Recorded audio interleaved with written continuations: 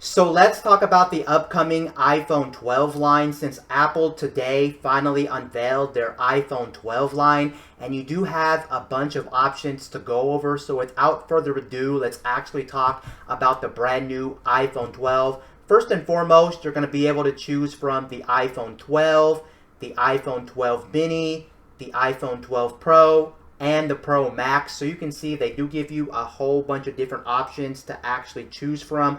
But of course, that shouldn't be a surprise just because it's Apple and it's a tech company. And most of these companies, of course, do like giving you options when it comes to screen sizes and when it comes to features. And they want to pretty much provide something for each and every budget. And that's pretty much what they're doing here. One of the standout products for this year's line, of course, is actually going to be the iPhone 12 mini. And I actually like the fact that they are going with the mini tag on the iPhone 12, just due to the fact that it really makes people understand that it is the smaller version of the iPhone 12. The mini, of course, they've already done this with their iPad line. They do have the iPad mini line, so it only makes sense. And I think this is a right move in the right direction, just because I do know there are some customers out there that do like having one-handed small devices that can easily fit in their pocket without any mess or any problem. And I do know in today's smartphone industry, it really does seem like phones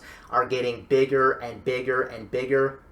And as phones get bigger and bigger, I feel like a lot of people, or at least some people, don't really want a big phone that's kind of hard to actually use and actually fit in your pocket. So it is nice Apple is acknowledging those people by actually making a brand new iPhone 12 mini. I do know earlier this year, they did release the brand new iPhone SE2, which was based, I think, on the iPhone 5's design, or iPhone 8's design, excuse me, not the 5, the iPhone 8's design. And I do know that actually got a lot of praise from a lot of people, and a lot of people actually ended up liking that phone. Again, that is a little bit more older. It's an outdated design. Sure, it is way more cheaper than this iPhone 12 mini, but if you want the latest and greatest from Apple by not sacrificing any brand new technologies, and even the phone looking modern with the iPhone 12 mini, then the mini is definitely going to be a phone you probably want to go towards compared to the iPhone SE2 if you like small phones. Unless you're just a person that really can't afford much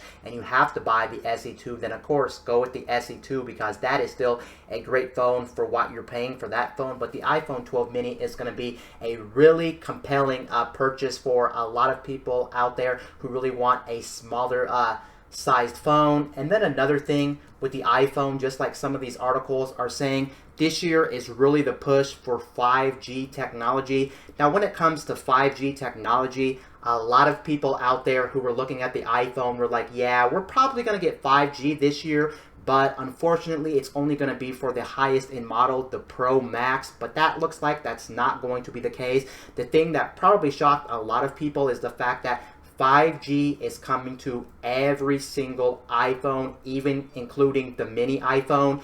And I think that is a big step forward for 5G technology, because I feel like whenever Apple does something with their smartphones, the industry as a whole takes notice. And right now, in the industry, if you look at the industry as a whole, you can see that 5G is not really implemented. A lot of people don't really have it. It's not really being pushed to the limits and things like that. But now that Apple has finally released 5G to all their upcoming iPhones, I feel like this is when companies are going to start getting bigger and better about 5G capabilities and 5G networks. And it's going to be much more better, because honestly, if you look at the state of 5G in 2020, it's very unstable, it's very unreliable, and it's not in every market. So depending on where you live, unless you live in a big city, most likely you don't even have access to 5G, whether it's your phone being able to use 5G networks, or whether it's something like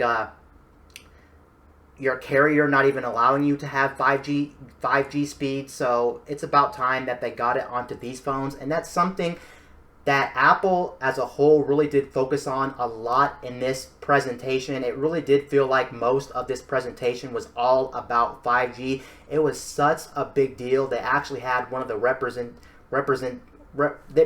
they actually had one person from Verizon Wireless here in the States actually come up on the actual presentation and actually talk about how big 5G speeds are going to be. I will admit I am excited for the future of smartphone technology, and more specifically, I am very excited for things like 5G to take over our lives, because in a lot of scenarios 4G is not the future and it is becoming a little bit outdated. And sometimes in your daily life, when you go outside and things get very congested, and overall sometimes 4G can feel kind of slow. So it is nice to push those boundaries and to see what 5G is actually capable of. And apparently with this whole 5G push, apparently 5G speeds can get up to around 3 or 4 gigs.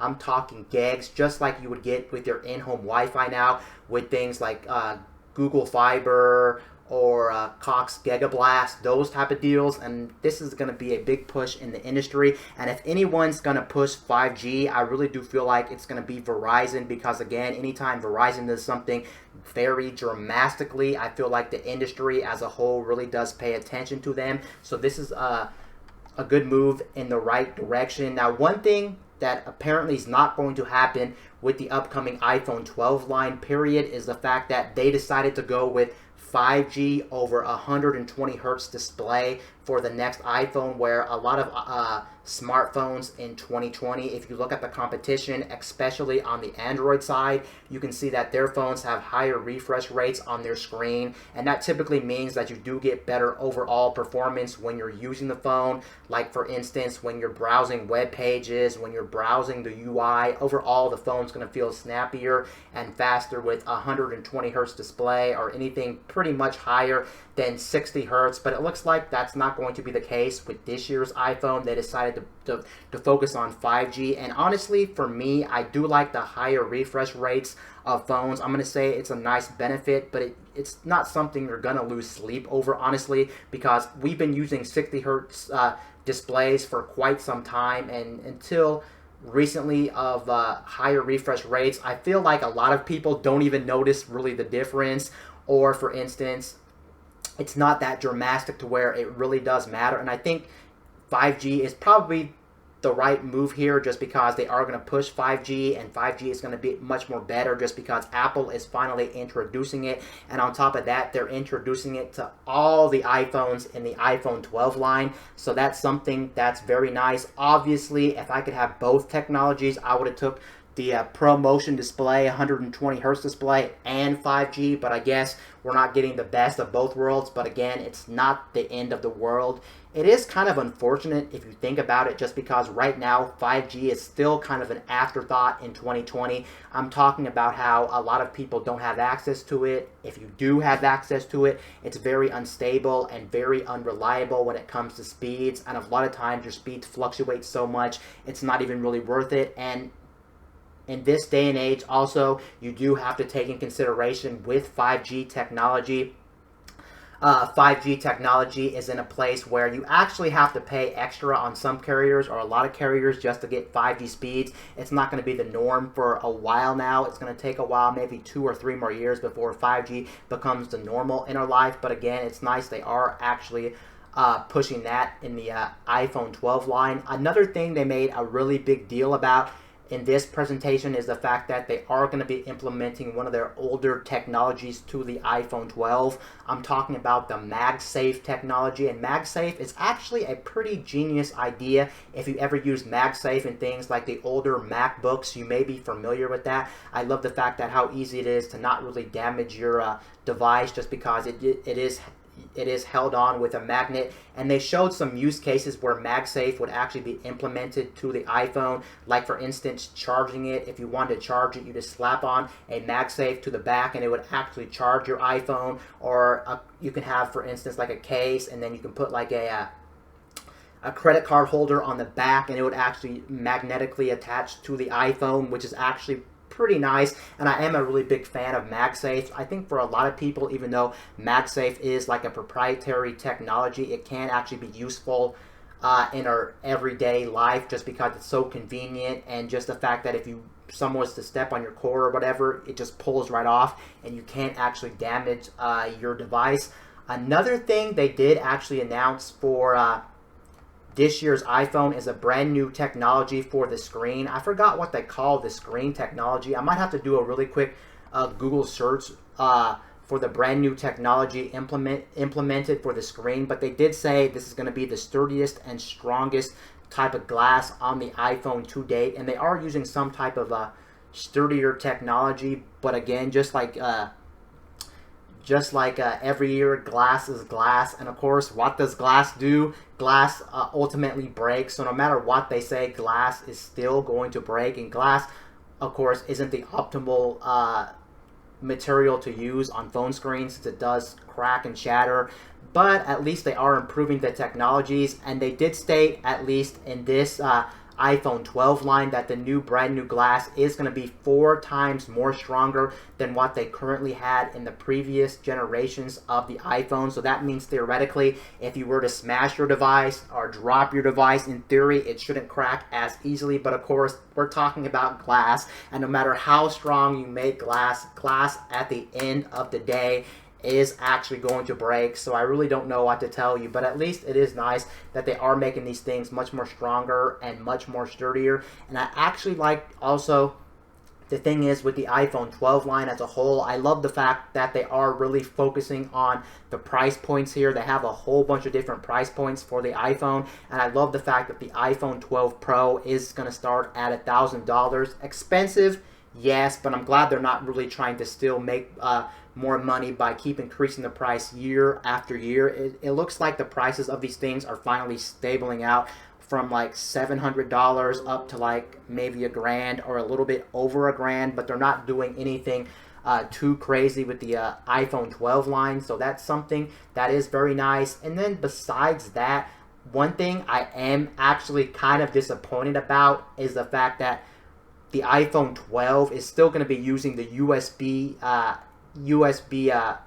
lightning cable. It's still going to be using the lightning cable. My brain kind of got confused there, but yeah, it's still going to be using the lightning cable, which unfortunately I am kind of disappointed about, just because I thought by now they would be using USB Type-C, since most devices out there on the market use USB Type-C, and it is a slight inconvenience to still have to hold on to a lightning cable. It's not a deal breaker, of course, at the end of the day, since these are amazing phones, but just the fact that you still have to bring around that old lightning cable is kind of a downside, which when most devices you probably have laying around have some type of USB-C connector on it, so it's a little bit of a hassle. Another thing I'm not really too happy about as well is, if you look on these phones, they kind of look like they're using the same design from previous years. Sure, the casing is actually different on these phones. Like, for instance, you look at these phones, and these are much more boxier phones than what we had in the past. They resemble something like the current iPad Pros, or more instantly like the iPhone 5s, or some people even say this phone looks like the iPhone 4, and I can actually see that. It is a much more boxier design, and I'm okay with either design, a boxy design or a much more rounded design. But the one thing I'm not too happy about is they still decided to keep the notch, and as Android manufacturers move more and more away from things on the screen like camera punch outs or notches, this design kind of does still feel kind of outdated. I'm assuming in the near future, of course, they are going to get rid of this notch altogether, because of course, just like other iPhones, we've had this notch since practically the iPhone 10, and I think even if you don't mind the notch, you can kind of say this is kind of an outdated design, especially when you compare it to Android manufacturers, and especially when you compare it to previous iPhones. I think everyone's kind of getting tired of the notch at this point, and I'm pretty sure next generation or the generation after, they're going to have to get rid of the notch and either make it smaller or do something, because it is getting kind of old at this point. That's just my 2 cents. It's not, again, just like the lightning port, not a deal breaker, but it is something to take in consideration. And then another thing for all these different phones is, for the first time, they are actually going to have a Lidar scanner on the actual device itself, and this is something that Apple is actually familiar with, just because if you ever use the iPad Pro 2020 version, then you'll know it had a Lidar sensor, and this Lidar sensor can bring amazing augmented reality applications to the iPhone. How many people realistically in their every day-to-day life are actually going to use a Lidar sensor. It's really hard to say how many people are going to use a Lidar sensor in their everyday life, because I feel like for some people it may not even be really useful and you may not even notice it's there, but it's a nice addition to the iPhone. I can't disagree and say don't put it there. If they want to put it there, put it there. That is nice. And then outside of that, they did actually release a whole bunch of more improvements to the camera application to the iPhone. That's pretty much what they do each and every year, so it's no surprise. I'm not really going to get over all the features that they did to the cameras, because improvements across the board are always better, and of course anytime you can get improvements and anytime you can take better pictures and better video, of course, is going to be better. And I think for most people, all you need to know is the camera quality got better and the sensors got better, and overall you're going to be taking some amazing photos and some amazing video on iPhone. I am a person, I'm just going to say it right now, that is actually an Android user for many reasons, which I'm not going to discuss here, but I don't actually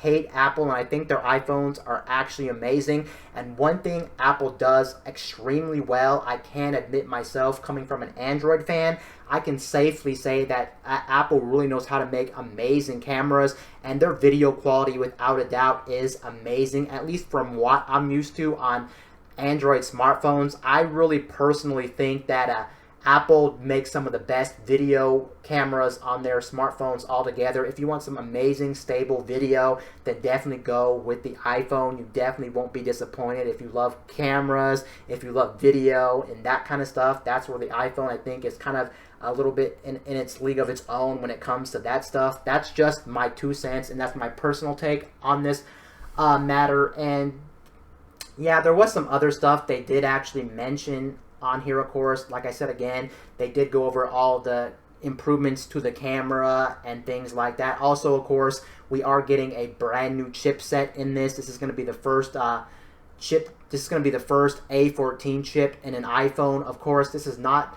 the first device from Apple to have an A14 chip in it, just due to the fact that the brand new iPad Air 4 is actually going to have an A14 chip in it. And the A14 chip is a little bit interesting, because if you compare it to the brand new iPad Pro 2020 that came out earlier this year, you will notice something very interesting.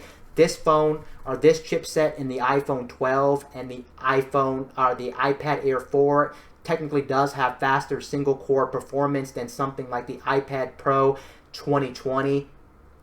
But the thing is that makes it all interesting is the fact that even though this chipset, the A14, has faster single core performance than the A12Z coming from the iPad Pro in theory actually has faster multi-core scores than the A14 chip. And theoretically, if you're doing hardcore tasks, you should be able to notice slight improvements with the A12Z chipset, even though it is a little bit more older, which is kind of interesting. But I think for a lot of people out there, they're probably not even going to notice the difference in that. And I think the A14 chipset is still going to be an amazing chipset for what you're getting it. And I will say that Apple does make some of the best chips in the game, without a doubt, and their performance has always been extremely amazing and extremely incredible for what you're paying for. And these phones are definitely going to be amazing phones, just like each and every year. How can you really be disappointed with the iPhone? And I really do think these are, again, some nice iPhones, and I'm glad they're giving you a lot of choices here. Again,